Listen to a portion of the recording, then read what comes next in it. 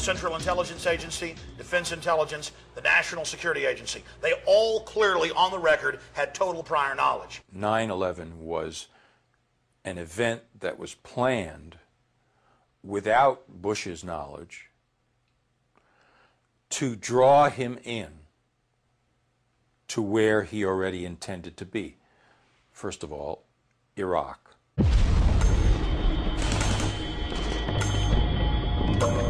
Therefore, I would say other people, some inside the U.S. government and some outside the U.S. government, planned this operation in part to draw Bush into that quagmire. The type of people that would carry out a 9/11 style attack are the type of ruthless individuals that would kill their grandmother for a stick of bubble gum. The type of people that would claw and stab their way to the top, which is really the norm in history. Ruthless individuals that have a mad, passionate desire to control and dominate others almost always get into the seats of power.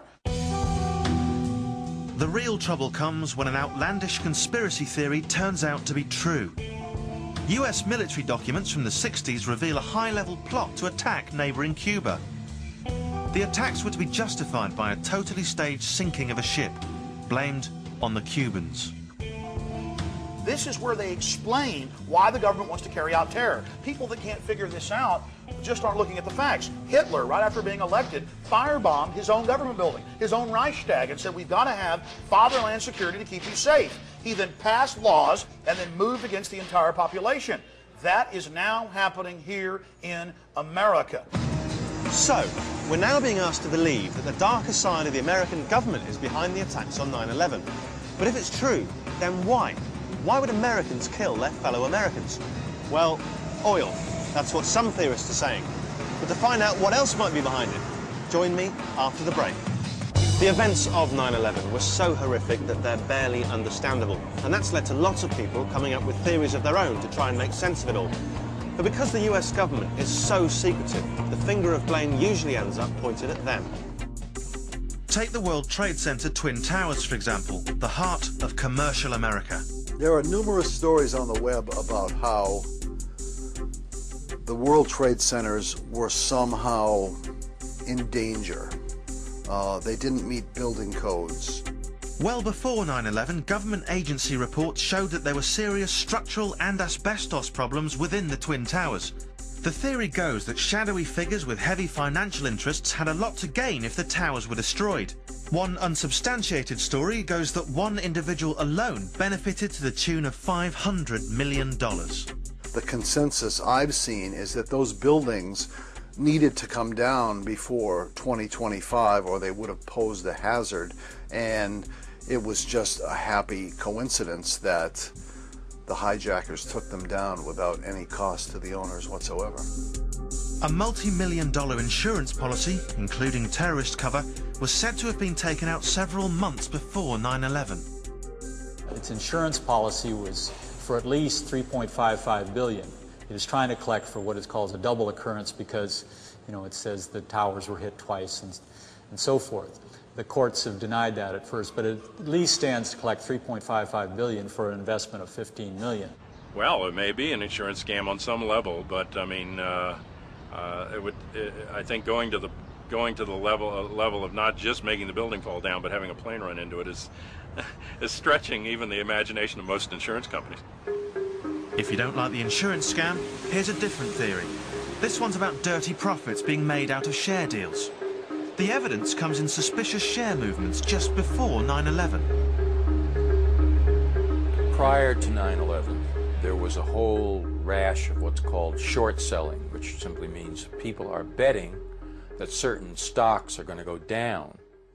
And those stocks were in obvious key companies that would be affected by something like planes crashing into the World Trade Center. And if someone knew that American Airlines was going to have two of its airliners hijacked by whatever means and destroyed, it would make sense for them to bet that American Airlines stock would plummet. The trouble is, the reasons for slides in shares are always speculation. Any big change can be suspicious. It can also be quite innocent. You can't prove anything. Perhaps the most credible theory is that 9/11 was used as a pretext for war in the Middle East. A month after the atrocity, the US attacked Afghanistan, searching for Osama bin Laden and his network of followers. With war in Iraq following soon after, the claim is that the whole operation had one underlying purpose: to control and profit from the billions of gallons of Middle Eastern oil.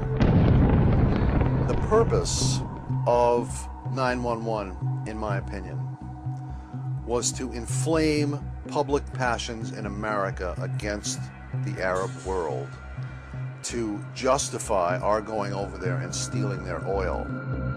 $3 trillion in Afghanistan in oil, over $4 trillion found reserves in Iraq, hundreds of billions of dollars of weapons and supply contracts in record war profiteering going on under this administration. They have said in their published writings that they want to control that whole Eurasian continent because of all the oil and other resources there. Well, so far, the theorists have claimed that 9/11 is down to insurance scams, share deals, and a lust for oil.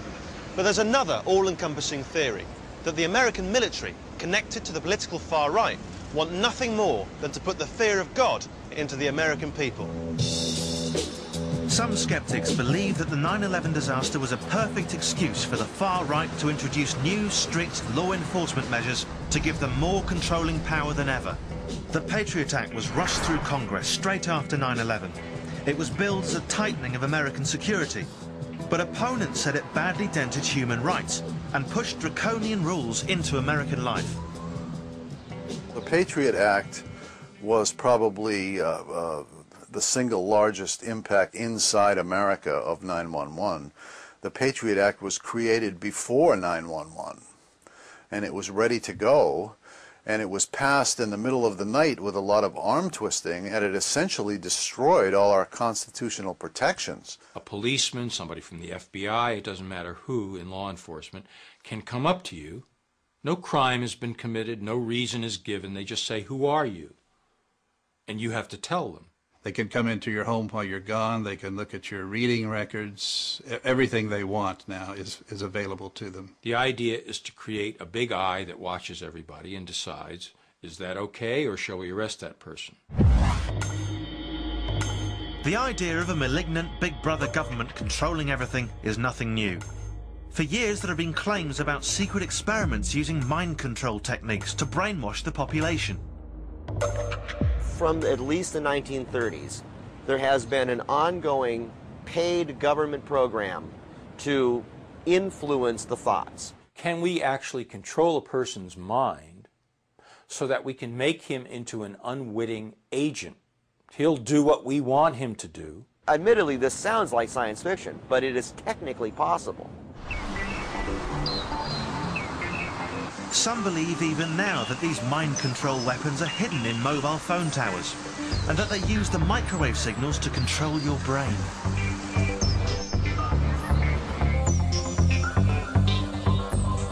Private investigator Roger Tulsa says he's been helping clients who suffer from these electronic harassment problems. Testing, 1, 2, 3, testing. By using his own tracking device, he believes he can combat these signals. This is basically a spectrum analyzer, and what it does is a complex radio receiver. And it gives us the ability to look at all the electronic wave transmissions in the whole spectrum. And what I'm particularly focusing on here is this 800 megahertz range. And this is the kind of wave that's characteristic of these mind control waves that we're trying to track down to see if that's what's interfering with our clients and causing their electronic harassment problems, voices in the head, buzzing. All these things can come off these kind of towers in a microwave transmitted format. Over the last 10 years, Roger's been digging out locations, searching for these secret mind control signals, and he's got no shortage of clients. I hear from roughly 3 new individuals a day. My estimate would be you probably have about 300,000 people here that are victims at this time. That'd be just an estimate. Okay, there's one right there. It didn't take too long for Roger to detect some incoming secret mind control waves.